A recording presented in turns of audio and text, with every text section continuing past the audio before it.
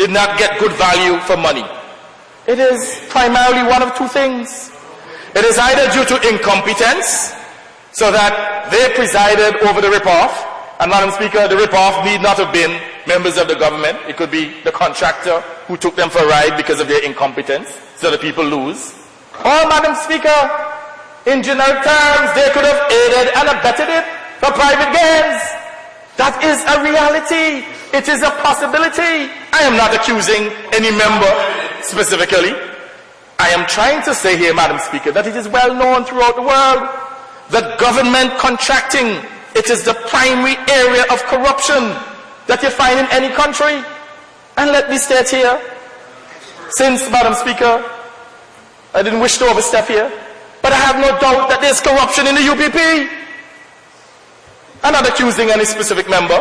Which one of you can stand up over there and say there's no corruption in your government? So, Madam Speaker, all right. So, Madam Speaker, a light moment there. The reality is, Madam Speaker, is that we have to ensure that we strengthen the governance framework in this country to guard against the abuse of state resources.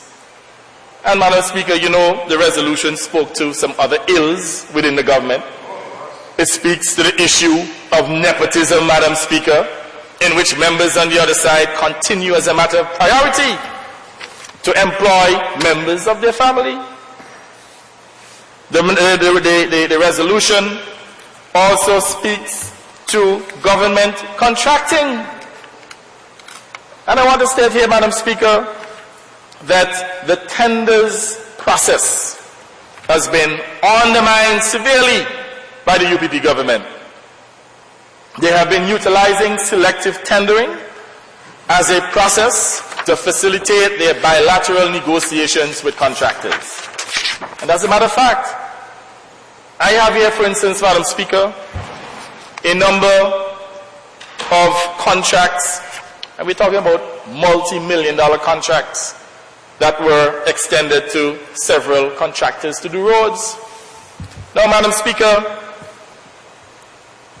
it is, or let's say the Tenders Board Act was constructed in such a way that it is expected that any contract over a particular amount of monies, I think the limit is 20,000, should go to public tender. It is well understood that sometimes, due to the urgency, that you have to negotiate on a bilateral basis and sometimes go to selective tendering. But, Madam Speaker, with all the claims of transparency coming from members on the other side, they have not been going to public tendering. They have been given contracts for millions upon millions of dollars to individuals and private entities to do different things, including construction of roads, without going to public tender. So whereas you may have individuals out there who are better equipped to perform these services, Madam Speaker, they are excluded. And that's what happened in the case of the appointment of David Shaw. And I want to say here, Madam Speaker, when you look at the fact that Ambassador David Shaw does not and still do not have the competence, the training or the qualifications to preside over such a project, to play such a role as a coordinator for the single largest project, capital project ever in the history of this country, I want to say today that Ambassador David Shaw was an oblong peg in a square hole. Not a round peg in a round hole, an oblong peg in a square hole. And, Madam Speaker, we are seeing this type of situation in which they are undermining the tenders process. For instance, I have here a schedule of a number of contracts that were extended, which I'll share with the Honourable House. I see here Antigua Concrete Services, and that is Tomo Charles, Senator Charles. I have no personal issue with him, but the reality is, Madam Speaker, this man is a senator of the UPP government, and he's been given millions of dollars in contracts, Madam Speaker, to build roads. Not only to supply concrete, to build roads. And, excuse me, did he build roads at the stadium, you mean? I don't know where, it could be. But, Madam Speaker, oh yes, this particular one here leads to the stadium, so maybe he did part of it. the Pickens Main Road going to the stadium. I have it here, Madam Speaker. It says here that he was paid, or he was given a contract of $4 million to do Pickens Main Road. And at the time when this particular report was done, $580,000 was actually paid. Madam Speaker, this is the type of weakness within the governance framework that we continue to speak about. And by the way, there are many others here. I just don't want to go down that road so that you derail my debate.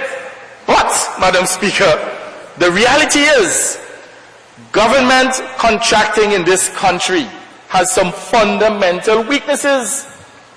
And I hope that the members on the other side, I know that the member for St. Philip South, when he speaks, he's probably going to turn this thing into comedy and get personal and so on.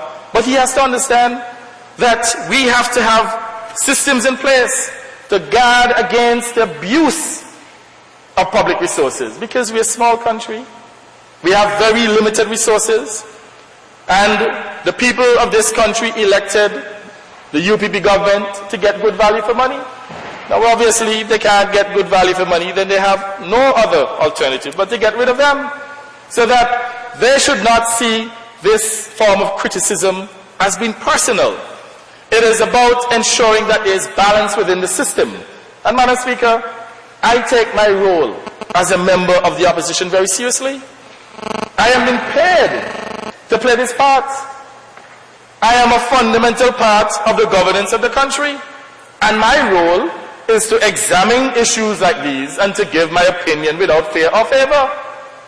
And again, as I said, I'm not here to bash anyone. It's just a matter of using a few names to elucidate certain points. So that at the end of the day, we have to make sure that we strengthen the governance framework in this country to provide better value for the people of this country. And Madam Speaker, just imagine what would have happened if the UPP government had a stronger governance framework in place. The member for Rural East was successful in raising taxes. In fact, revenue levels have been the best ever in the history of this country. But what is happening? You have a leakage within the system, Madam Speaker. So that the members on the other side, they need to understand that by spending the monies appropriately and making sure that there's good value for money, that they're also helping the fiscal position of the country.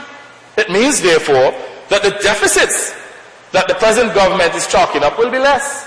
It means, therefore, that more monies will be available to subsidize certain things. I mean, perhaps, the member says that they've been subsidizing petrol, Madam Speaker.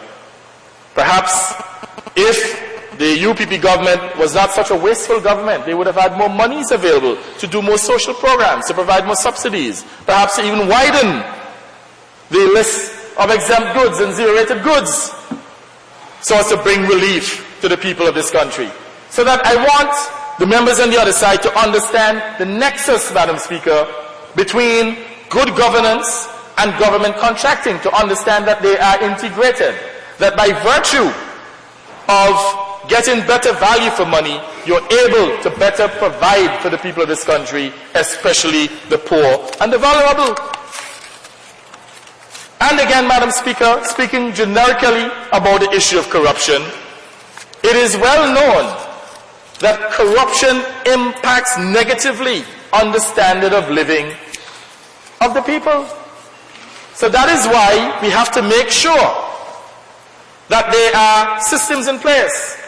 And I'm going to belabor this point so that the members will ensure that proper systems are put in place to curb against these excesses, Madam Speaker. And I don't want to go on and on. In fact, I know my other colleagues would like to contribute to this bill, but I just want to sum up here, Madam Speaker, by stating that we expect this particular issue to be addressed in a serious way. We do not believe that the call for an inquiry is an unreasonable one. We believe, Madam Speaker, that it is a just cause, and we believe that it is in the interest of the UPP government to take us seriously, not to try and wish this issue away, not to trivialize it, not to come with their form of government rhetoric, because at the end of the day, Madam Speaker, it is the UPP that is in government today. It is their stewardship that is being examined by this resolution. And I know many of them, when